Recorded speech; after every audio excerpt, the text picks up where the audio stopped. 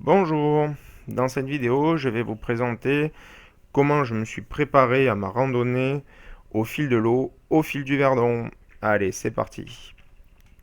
Alors, j'ai tout d'abord commencé par tracer un itinéraire du point de départ que je m'étais fixé jusqu'à mon point d'arrivée. Donc, en l'occurrence, vu que la randonnée était au fil du Verdon, je suis parti donc du col de la Sestrière, point de départ, pour arriver jusqu'à Vinon-sur-Verdon, point d'arrivée où le Verdon se jette dans la Durance. Donc voilà, l'itinéraire calculé a été fait en fonction des différents chemins, sentiers, me permettant de rester le maximum auprès de l'eau. Je tenais pas forcément à prendre des chemins de randonnée, de grandes randonnées légères, mais à rester au plus proche de l'eau. Voilà. Donc voilà l'itinéraire qui m'a été donné, que j'ai réfléchi, ce qui m'a permis d'obtenir une distance qui était plus ou moins de 240 km. Sachant que j'avais pas pris en compte sur ces 240 km le fait du départ de la Foudalos pour monter jusqu'au col de la Sestrière. Donc au final, il y aura un peu plus de kilomètres à l'arrivée.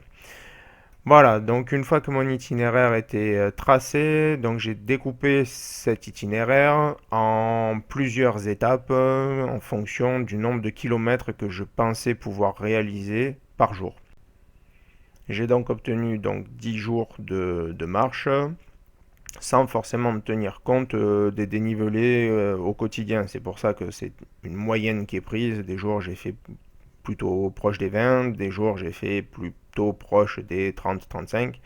Voilà, j'ai pas forcément tenu compte du dénivelé journalier, j'ai juste tenu compte des kilomètres à faire.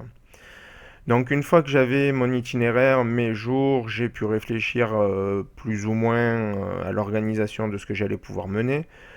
Donc là, c'est le sac à dos, on va dire, généraliste. Il n'y a pas forcément de choses que je mets ou que j'enlève en fonction de la randonnée. Je pars principalement toujours avec une affaire de marche sur moi portée et des affaires de rechange dans le sac à dos, sachant que quand j'en peux vraiment plus, je le change, je lave et je repars. Voilà, donc j'ai un strict minimum dans le sac, sachant que mon sac fait quand même 90 litres et qu'il était plein. Donc voilà plus ou moins au départ comment c'était. Voilà à l'arrivée, une fois que j'avais réussi à tout compacter, et voilà le sac fermé. Bon. Concernant le matériel de soins de secours, donc je suis parti plus ou moins sur cette formule-là, c'est-à-dire qu'il n'y a pas grand-chose dedans. J'ai acheté une trousse de secours en pharmacie qui était généraliste, donc on peut trouver un peu de tout dedans. Là, en l'occurrence, après avoir pris des conseils auprès d'autres randonneurs, j'ai fait le choix de partir sur vraiment uniquement ce qui pouvait me permettre de me soigner pour des petits bobos, des égratignures, des petits coups, des choses comme ça. Mais tout le reste, je l'ai retiré. Ça m'a permis de gagner un peu de place, un peu de poids. Et de toute façon, là où j'étais, j'aurais pas pu faire grand chose moi tout seul. Donc, en cas de vraiment gros pépin, j'aurais appelé les secours et j'aurais fait en sorte d'attendre qu'on vienne me chercher. Voilà. Donc, ça, c'est pour l'aspect sécurité. Après, pour l'aspect hygiène. Donc, l'hygiène, là, c'est pareil. J'ai fait au plus simple. Au final, j'ai pas eu besoin de plus. De quoi me brosser les dents, de quoi me laver, de quoi m'essuyer et de quoi me donner un petit coup de propreté tous les jours. Voilà, j'ai pas pu me laver à l'eau courante, dirons-nous, tous les jours. Donc les lingettes me permettaient de faire le strict minimum le soir en arrivant après avoir planté ma tente. Et voilà. Donc le savon, en l'occurrence, là, il s'agit d'un savon d'Alep.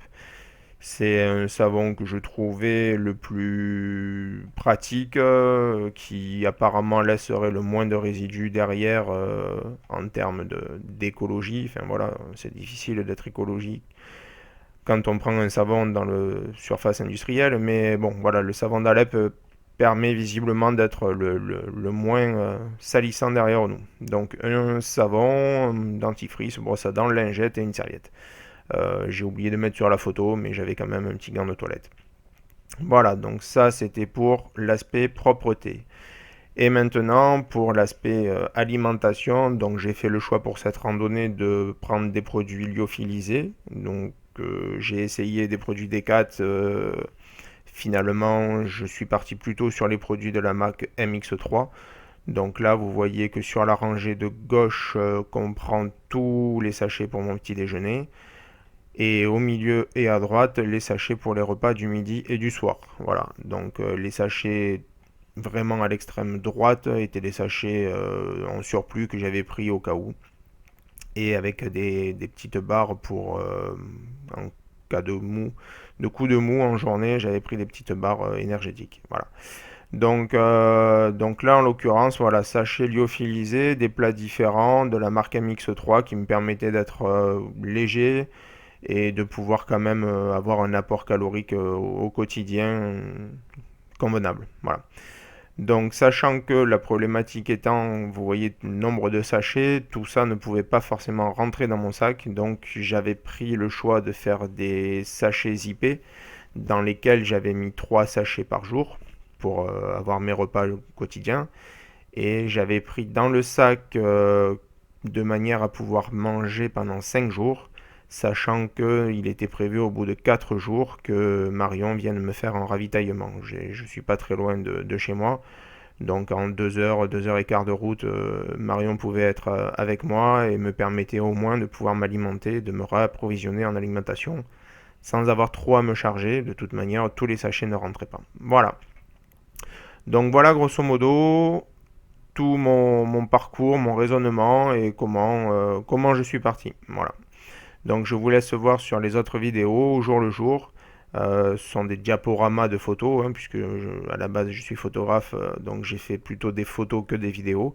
Donc ce sont des diaporamas de mes photos que je commente au fur et à mesure. Voilà. Donc je vous laisse les visionner. N'hésitez pas à me dire ce que vous en pensez et à me poser des questions. J'y répondrai volontiers. Merci beaucoup.